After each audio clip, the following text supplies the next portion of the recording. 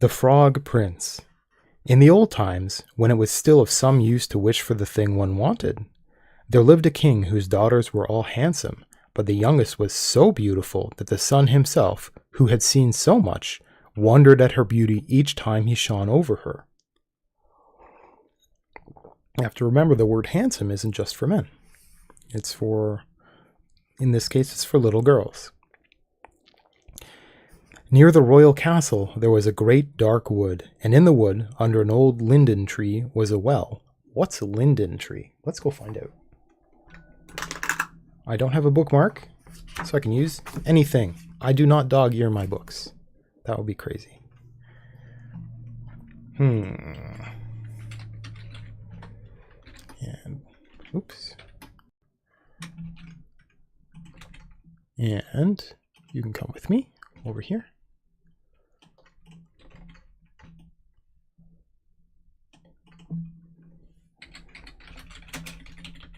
What's a linden tree?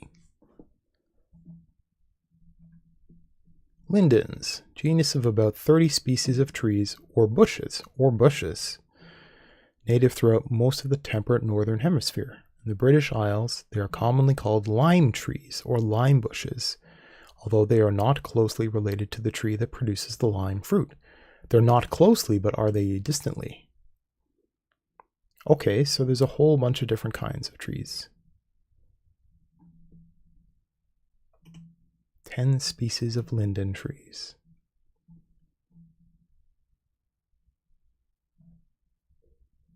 I want some pictures of different kinds. Okay, basswood. I've never heard of that. Whitewood. Bee tree. Oh, that sounds awesome. I want a bee tree. I like bees. Everybody should like bees. Basswood. Common linden. That doesn't help me. Crimean linden? Like from Crimea? Henry's lime. Large-leaved lime. Okay, a bunch of trees. I maybe have walked past these because I recognize a little bit of this, but I've never paid attention to my trees. That's okay. I think I learned a thing. So a linden tree is a pretty common kind of tree. So here I was. Near the royal castle there was a great dark wood, and in the wood, under an old linden tree, was a well in a wood. When the day was hot, the king's daughter used to go forth into the wood and sit by the brink of the cool well. So that's the edge. And if the time seemed long, she would take out a golden ball and throw it up and catch it again. And this was her favorite pastime. But the sunlight doesn't really reach into the dark wood. Now it happened one day that the golden ball, instead of falling back into the maiden's little hand which had sent it aloft, dropped to the ground near the edge of the well and rolled in. The king's daughter followed it with her eyes as it sank, but the well was deep, so deep that the bottom could not be seen. Then she began to weep, and she wept and wept as if she could never be comforted, because there was nobody there to help her. And in the midst of her weeping, she heard a voice saying to her, "What ails you, king's daughter? Your tears would melt a heart of stone." That's a very, very old expression. Let's look at some pictures. Oh, I don't think these pictures have anything to do with my story. Nope. I don't like that, actually, when they have pictures like, what is that? Because that's not what our story is about right now.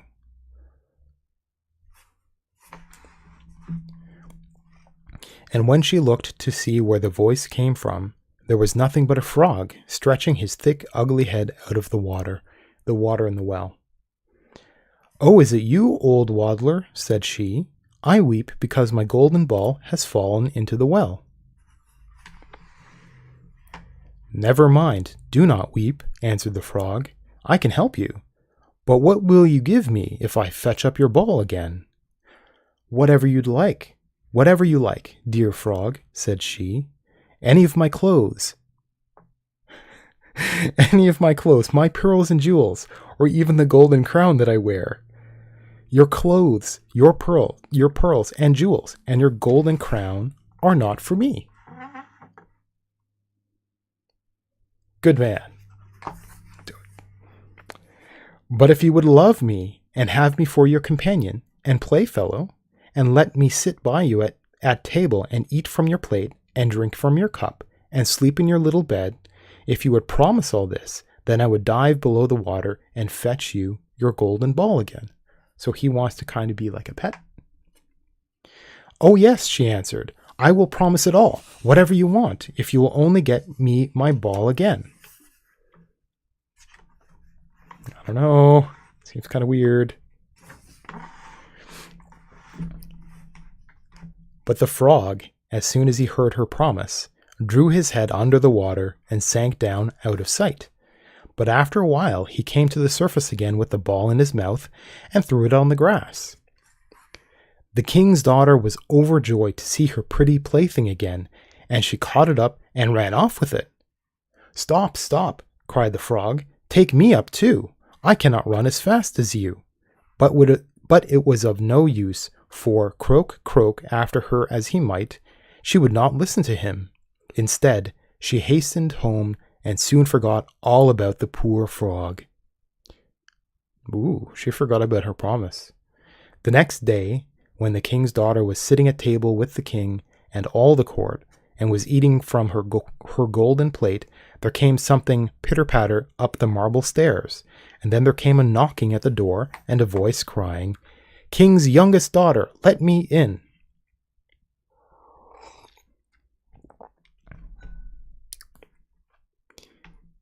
And she got up and ran to see who it could be, but when she opened the door, there was the frog sitting outside.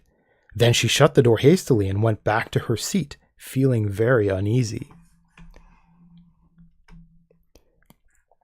The king noticed how quickly her heart was beating and said, My child, what are you afraid of? Is there a giant standing at the door ready to carry you away? Oh no, answered she, no giant, but a horrid frog. And what does the frog want? Asked the king. Oh, dear father, answered she, when I was sitting by the well yesterday playing with my golden ball, it fell into the water, and while I was crying for the loss of it, the frog came and got it again for me on condition I would let him be my companion. I never thought that he could leave the water and come after me, but there he is now outside the door, and he wants to come into me. Now, he, the frog, knows the well, and it's her favorite place. So if she ever went back there again, the frog would be there. So she would definitely see him again, even if she ran away. And then they all heard him knocking the second time and crying, King's youngest daughter, open to me, by the well water, what promised you me? King's youngest daughter, now open to me. That which you have promised must you perform, said the king sternly. So go now and let him in. So she went and opened the door, and the frog hopped in, followed at her heels till she reached her chair. Then he stopped and cried, Lift me up to sit by you. But she delayed doing so until the king ordered her. But once the frog was on the chair, he wanted to get on the table, and there he sat and said, Now push your golden plate a little nearer, so that we may eat together. And so she did, but everybody could see how unwilling she was. And the frog feasted heartily, but every morsel seemed to stick in her throat. So let's look at our pictures again. That's all them looking.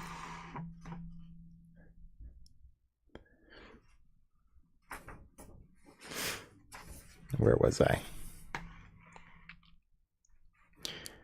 I have had enough for now, said the frog at last, and as I am tired, you must carry me to your room and make ready your bed, and we will lie down and go to sleep.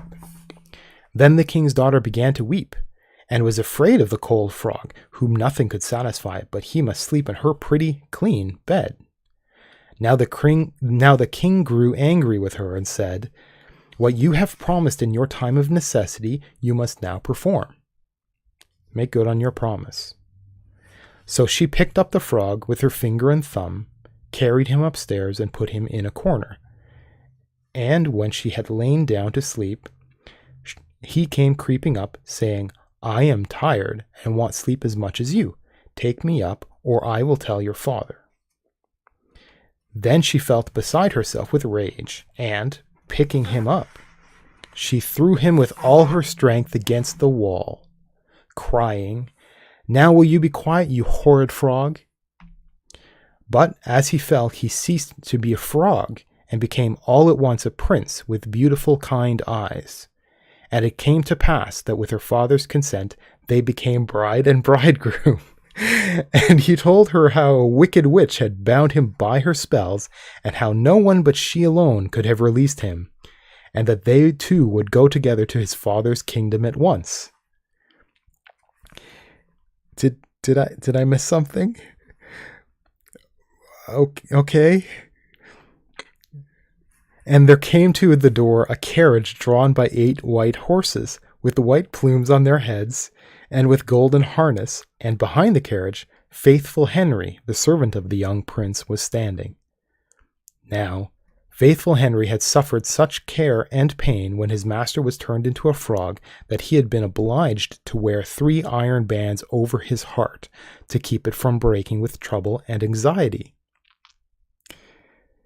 When the carriage started to take the prince to his kingdom, and faithful Henry had helped them both in, he got up behind and was full of joy at his master's deliverance. When they had gone a part of the way, the prince heard a sound at the back of the carriage as if something had broken, and he cried, "Henry, the wheel must be breaking." But Henry answered, "The wheel does not break, 'tis the band round my heart, that, to lessen its ache, when I grieved for your sake, I bound round my heart."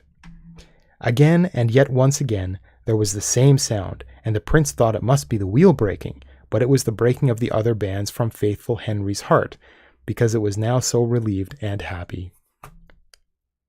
The end.